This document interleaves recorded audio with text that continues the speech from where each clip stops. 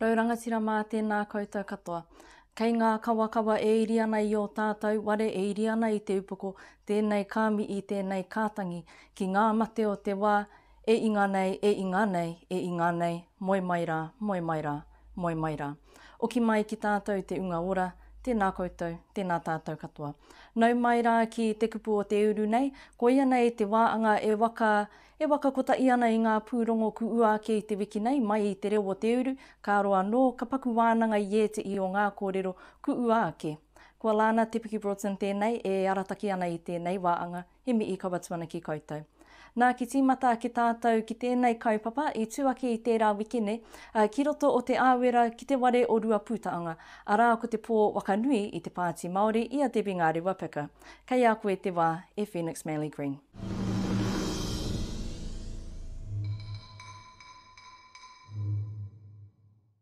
Ko Debbie Ngarewa-Packer, tētahi o ngā kaiara I o te Pati Māori.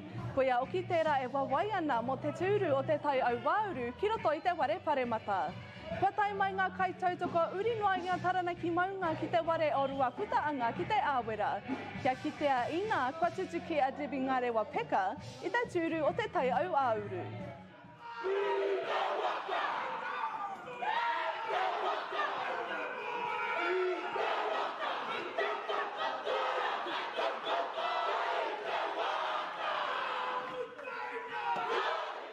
Nā te tū ono a iwi, a wakapapa, tei o te pō titanga o te Pati Māori mo te tai au āuru. Ei tā Debbie Ngarewa-Packer, ko e nei ngaro umi o te ao Māori. As Māori, we do it all the time, you know, whether it's our Māori broadcasting or our marae. So, you know, we just use that same ingenuity and that same innovation to, you know, to pull things off. And we will also, again, like our marae, reliant on our volunteers, on our whānau. And I know my kids are so sick of pamphlets. That's what our table's been full of for the last 2-3 months. So, you know, we caught on our whanaungatanga, we caught on our wakapapa, which is the biggest strength that we have that no one else can compete with. So, yeah, that's what we did. I just feel really proud, really humbled with everyone who's come out to support. Just the whole campaign period has been amazing to be part of. Just being out in the communities and seeing the support for the movement grow, the support for Mum grow, and ka puku mahi ea, she is a hard worker and I've seen it my whole life, so I know that she can do the best job for te taiho āuru. Ei tā rāwiri Shedlock, kua wakamana ia a Ngarewa-Packer I tōna kōrero. Ki te tautoko I ngā kaupapa ki roto I ngā āpuri mai I a Taranaki, tai noa atu ki Manu atu. Kei whia mai, kei whia mai. I te rātu o ngā pōtitanga, tai mai au ki konei, ko te wairua I te rawa, kāri I pēnei rawa I te neipo. Nāna mahi ki roto I ngā takiwa, ki roto I te ao o Aotearoa nei. Ka kite, he kanohi kitea, anga whakamua ana kōrero, e hara I te mea ka kōrero noa. Whakarongo ake rā ki tāna tautoko mai I a mātau I te papaioia I te kawakawa. Tērā te hikoitanga o ngā wāra Māori. Ei tā Ngarewa-Packer anō, nā te puku mai o ngā kai tautoko, te wakaputanga o tōna tū ki te ware paremata. Ko o ngā tutukinga o te iwi Māori. It's almost like a dream come true, and you know, you hope but you are never sure that it's going to all come to fruition. And when we saw the flag waving and the volunteers for the leaflets and the fundraising, and you know, everyone and in every way or form were coming on board for the movement, and I think that was like the most humblest experience I've ever had, because you know, we're busy. We have a lot in our lives on a daily basis, so to have some of the most busiest people put themselves out, some of the most hardest working people put themselves out for our movement, that's whatever we do, whatever our positive results are, it's a tribute to them. Maori and I are extremely grateful to you all for your absolute belief. It's a different year to 2020, and we're back. Ko ngā moko puna era, ko ia tātou e noho mai nei I tēnei wā. Ka tangi anō te whatu manawa, e te kitenga ke te aranga mai o tērā o tātou ki roto o tainui. Hara mai ngā rangatahi, werohia nā rangatira ōmua i roto i tēnei tūranga. Kei konei o tātou nei mokopuna, e tū whakahihi ana, e tū rangatira ake ana, i roto i tō rātou Māoritanga, o rātou hapūtanga, iwitanga, koia no te anga whakamua o te Pati Māori. Eita hena Ngarewa-Packer, te ara i tika ai ngā pāti o Aotearoa, ka wai ko ngā rangatira o te āpōpō. To learn about the candidates that interest you and the parties that interest you, and to just get involved. And I know that kind of falls on some of the parties, and I know Te Pati Māori do this well, is bringing everyone on board and showing them what it's all about, really. So some of it's on rangatahi, like, get involved, see what everything's about, but if you're doing the right mahi, you should be bringing them along with you anyway. In Parliament you will see more peoples in the shoes of the Crown. You will see more unapologetic Māori that will make sure that us as tangata whenua get our rights and get an Aotearoa that makes sure all of our people can reach their true potential, and that starts by us getting in that place and shaking it down the way that Rawiri and I have in the last 3 years, so there's more to come. Kua ka rangaranga te iwi, ko Debbie Ngarewa-Packer te mema paremata mo te tai āuru. Hei tāna, ka aruru te ware paremata ki te iwi Māori. Phoenix Men and Green, te reo o Te Uru.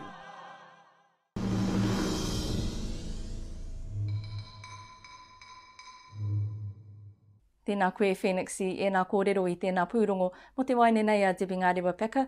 Ku tautonu tana noo ki tana tūru o roto o te ware paremata, ei māngai mō te Pāti Māori, ei māngai oki mō te iwi Māori. E nui te unga e aro ake ana ki ana mai i roto i ngā tau, ei tana noo ki te ware paremata nei. E hara i te mea he kōrero noa te kōrero. Akua te rawe o tērā kōrero kia pūmau te Māori ki āia no ki pakari tana tū i tēnei au. Kei te kite oki i ngā mai a te unga kai roto tonu i te Pāti Māori. E mai ana ngā mai, ka oki ngā wakaro ki te wā e noo ana tātou i o tātou kāinga, ai te wā o te mate karauna. Ko rātou mā tērā e mai ana i ngā mai ai oranga mo te iwi, ka rongo i ngā kōrero o roto o rangi tānema, e nui o ki ngā ua ku kitea no reira, ko te ki tērā kāputa, te tangata e waka uana i e rā kōrero, e waka tinana ana i e rā kōrero, ka āta waia e te iwi, e kite ana i roto i te nui o te pōti ki te waine nei. I tēnei wā i te iwi ka uri anō te aro, kei te aro ake tātou ki tēnei ware, ko te ware o IHC. Kia reare mai rā tātou ki ngā kōrero, a e ruera rerekura.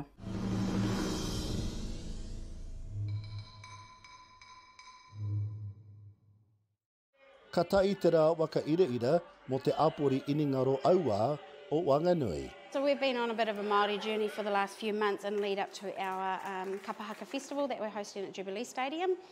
Today was really a beginning for that journey that we've been taking.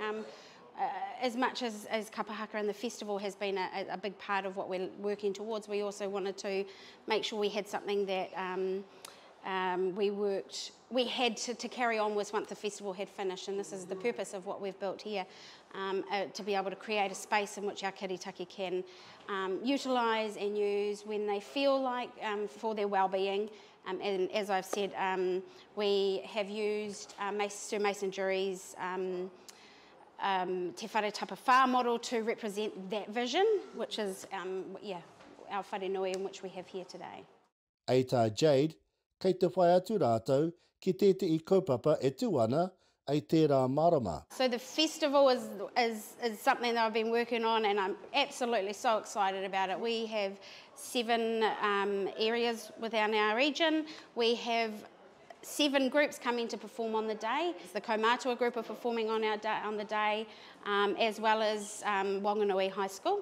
We also have a Mangawhiro kōhanga performing at lunchtime, and we have a primary school as well at lunchtime break. It's just a really important and great day for our guys to be able to, and the Kapahaka groups and all the other areas, to be able to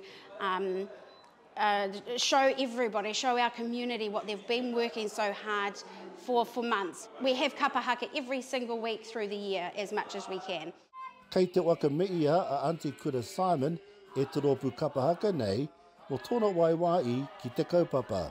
Auntie Kura, as she's well known as, comes with obviously so much knowledge and experience, which obviously we are more than willing to take on board. But not only that, she has such a huge community connection, and our drive with our kapahaka group is to get them out into the community and get them well known. And Kura is a face in Whanganui for Māori, and it's just absolutely incredible that we have her on board here.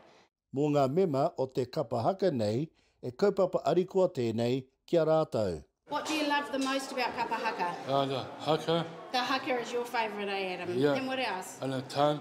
And the pūkana. And the eyes. Can we give us a pūkana? Yeah. Go. No, let him hold that. And you show us your best pūkana. Beautiful. What's your favourite thing about kapahaka? I can hear my... The singing, you've got a beautiful voice, eh? Yeah. Ke te haka and pūkana. With kapahaka, they're learning their reo, they're learning the art, and they are. There is a lot that they take away from their weekly sessions with our tutors, and so that's what kapahaka is about for us.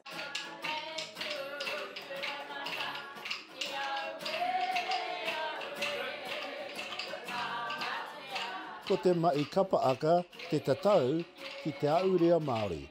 Kia ka ai te rōpū kapahaka o te tīmatanga, iriwiri ririkura te reo o Te Uru.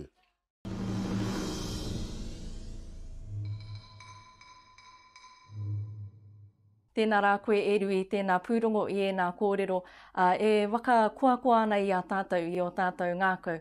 Arā ko te wakatūnga o te warenui ki roto o IHC, e waka uru i o tātou wanaunga o rotora, o reira, e mai ana i ngā mai, e kite ana i runga i ngā mata i roto i ngā kōrero, ko te wētero tērā, ko te pūkana tērā, e pakari ana te tū o tātou wanaunga i roto i te ao Māori, mā tēnei warenui o ki rātou, e tautoko ki te mai tonu i ngā mai.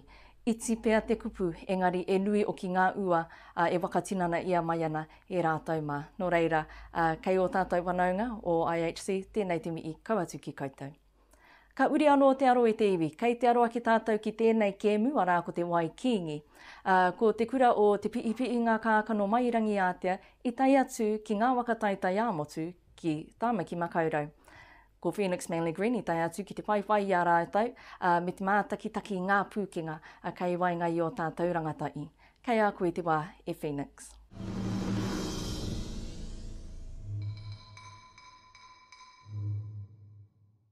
Toko ono ngā tama no te kura kaupapa Māori o te piipi i ngā kākono mairangi ātea, kua waitūranga ki te wakataitai āmotu mo te kēmu Waikingi, ki tā maki makaurau 2024 mātoru. Nā te pūrākau o te Waikingi te ngare o te ngā kau arehua merit, ki te wai ianga ki tēnei kēmu. Rai te paki waitara o te kēmu, e tino pai, so...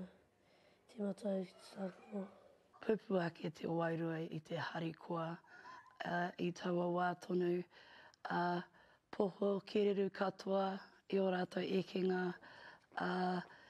heoi i te ohorere hoki mātou katoa, nā runga i te mea toru wiki i mua, ka tīmata tēnei āhuatanga o te kapa. Eita Atawhai Williamson, e I kaka ana te kapa nei ki te kupu karere, ka tai atu tētai atukura aho matua ki te tono mana. E a koranga au tēnei o noretanga ki te wakakanohi i te ao Māori ki te āpori o te Waikingi. Ko te wheako kia kite i te āhuria i tēnei momo ao, he ao anō tērā. Nā reira, I tā mātou rongo he kura kaupapa anō ka tai atu, kua hi kakarawa, arā kua whakarite mātou kia prakati ngā haka i roto i te kapa iti nei, kia tautoko i te rātu kapa. Ko te kawe i te reo me ngā tikanga, kia kite e te maria i ngā hua o te aho matua, te āhuatanga o te tamaiti o te kura kaupapa, I tēnei momo, hākinakina. Eita Marriott, I onoretia te kura kaupapa Māori o Tāmaki Nui Ārua i te tono mana o te Waikingi. Āna ngā uri o te maunga i wakakapi. Kāre hea wangawanga mātou ki te mai te karakia whakakapi. I mahi mātou te karakia tuarua. Kia whakakapi te mea katoa. I whakatimata ai te kura kaupapa Māori o Tāmaki Ārua. Kia te matainga kēmu o mātou katoa. Eita Marriott anō, I tū matahora i ngā kura aho matua ki ngā mātāpono o te iwi Māori. Phoenix Men Green, te reo o te uru.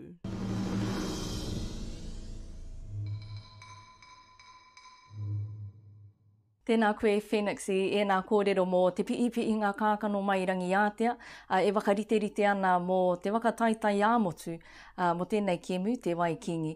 Ki roto o Tāmaki makaurau, anei au e wakapono ana ko tēnei kēmu e kingi, e kēmu mō te unga karewara wātu.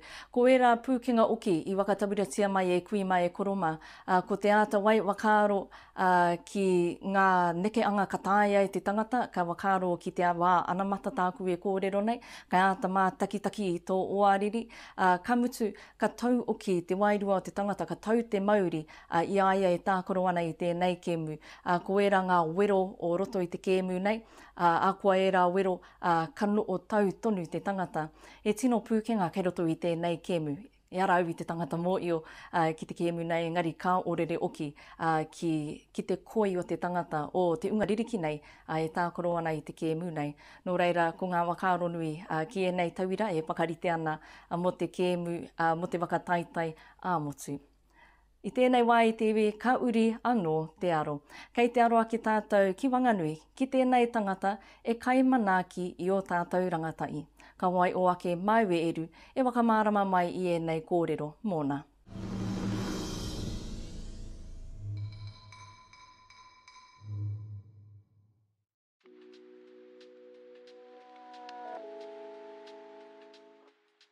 Tūtaki mai kia Dubai Maraki. He kai ako e kai ara I aia ki ēnei taitama. Born and bred Wanganui, grew up with, basketball was my love. And giving back to the roots and obviously the tamariki and the youth. Our rangatahi was what it's about for me, and just seeing them shine, and man, this year just really proved that there is talent out there. The journey's been really awesome with all of my friends and stuff. Yeah, it's been really good. We work pretty hard to get to the top. I know that Wanganui hasn't done that in a while, so we've been pretty good, working hard. Deacon, because he's our captain, but I've really grown to like him. I've been wanting to play with him, now I want to play with him in school, because he's like an amazing player. He's mean. Ko te whakawhanaketanga mo nei taitama, te āngaitanga matua kia Maraki, kia whai atu rātou I te ora I pai. Just seeing them grow, man, from young boys to mature men, and seeing them grow through the game, and just having that passion for the game, and seeing it on their faces, and then for me, yeah, it's just a blessing in itself, yeah. Eita ēnei taitama, mei kore ake aia, hei kai ako, ai kai ara I. Oh, he's awesome, he's so kind and gets us to places and lets us go swimming in the pools, and he's just awesome. He's a real good coach, not too hard on us, but he's good. Yeah. Thank you for coaching us and all the support you've done for us. Kei te tautokuna o ki tēnei tīma I o rātou mātua. Mum and Nana put heaps of work in to get all the tops and get all the gear together. I know Dwayne and Stacey, they've gone in and taken up all their time to come and coach these boys and put in all the effort, and the result turned out real well. So yeah, paid off. I just want them to do their best and turn up to training, and obviously on and off the court, whether it's helping their mums and their parents at home, and just building a relationship with everyone in the community. Yeah, we can't do it ourselves. We need to build a community in the basketball association and work together rather than work against each other. And I think once we do work together and come together as one, our kaupapa for basketball Wanganui will just grow. Yeah. And watch out, the rest of the country, we're coming. Kei a rātou te whakapono me te kaa. E arataki na rātou e te Wayne Maraki. Iriwere rerikura te reo o Te Uru.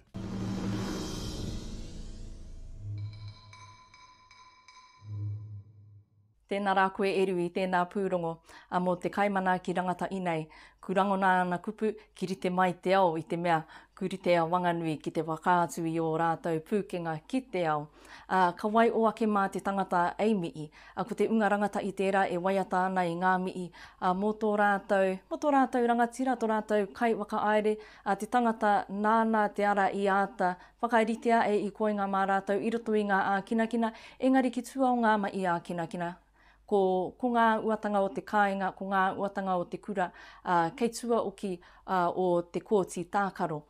Kei te pērā te whānui o te wakaro, kei te pērā oki te whānui o te mārama o tēnei unga, ki ngā ua kei roto i tēnei mai, ki ngā ua kei roto i ana kōrero, i ana wakaro oki, ka uri te aro ki aia, e kore e maumau ana kupu ki te mii ki aia anō, engari kei te wakaro ki te whānui o tēnei unga rangatai, kei te wakaro ake ki te nui o ngā mai kataia e rātou. Aere tonu ngā mai e Whanganui. E te iwi e, ka tai ati tātou ki te kaupapa wakamutunga o te wiki nei, te pūrongo wakamutunga o te wiki nei, e aro ake ana ki rangi tāne, ki tēnei kura e wakariterite mai ana, mo te wakataitai kapaaka e ki anei ko te mana kuratai. Kei a koe e Regan Paranihi, te wā.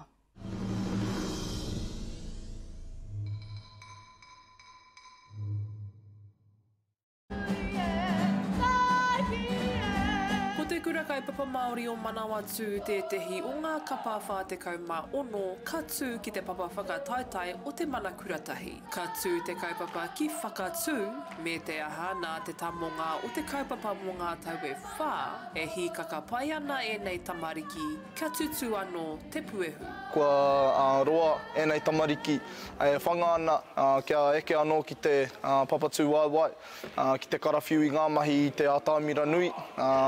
Nō reira, he tino hirahira tēnei tau, ko etahi o enei tamariki, ko enei pia tā rātou tū whakamutunga i tēnei whakataitai, tā rātou tū tuatahi anō hoki nō reira.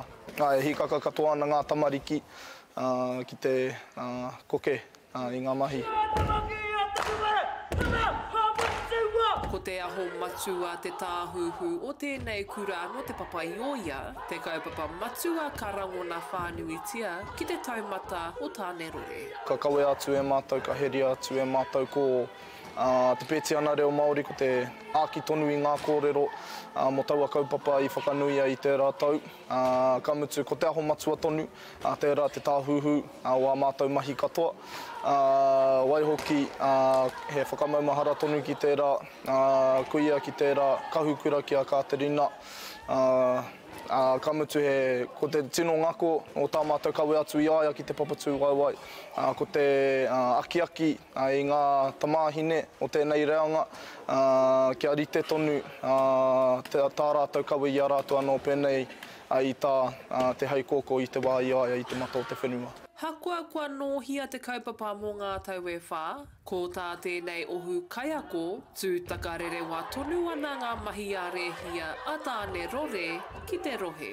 E ora pai ana te kapaaka i roto i tēnei rohe, ahakoa te ruarua o ngā kapa, ko ngā kapa e uana ki tēnei o ngā kaupapa, he nui ngā pūkenga, he nui hoki te pitomata. He kupu ki tā e nei kaiako ki ngā kaihaka. Karawhiua, tahia te marae, karia te kaua e nā kōrero katoa, ko tō iwi Māori, ko tō whānau ake, ko tō hapori, e tautoko nui ana, e whakapono nui ana kia koutou.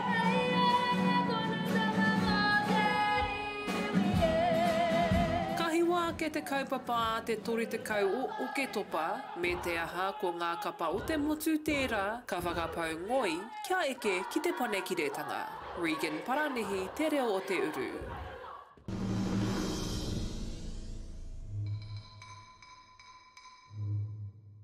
Tēnā rā koe Regan, tēnā koe i ngā kōrero nei mō te kura kaupapa Māori o Manu Atu e wakarite mai ana i a rātou anō ki tūake ki runga i te papatū ngā waiwai o te mana kuratai ka tūake ki roto o wakatu.